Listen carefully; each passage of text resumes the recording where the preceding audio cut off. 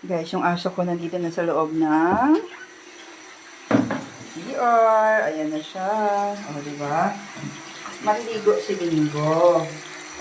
So, dahil maliligo si Bingo, ayan muna natin yun. O, para makita nila paano maligo si Bingo. Ayan na si Bingo. Diba? Paano maligo ang Bingo namin?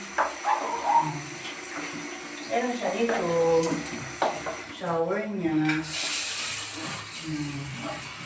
Diba? Nandito na siya agad kasi alam niya madumi yung mukha niya, oh. Alam niya talaga madumi siya. Kaya siya talaga nagpunta ng CR. No, Bingo? Yes, Mama. Mama agad yan.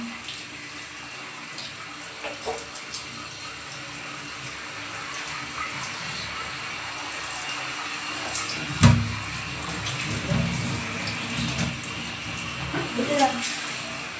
Taas na.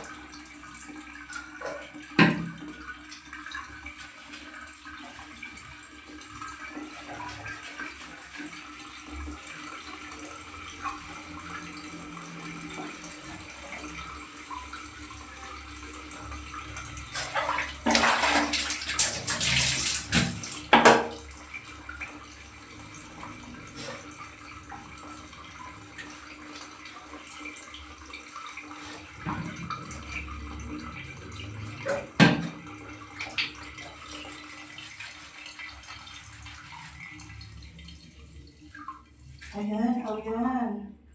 Meron siyang kuto. Hindi pa nag-ano. Nag-inuman si Bingo ng gamot. Mawala na yung kuto ni Bingo kasi nabinigyan siya ng gamot.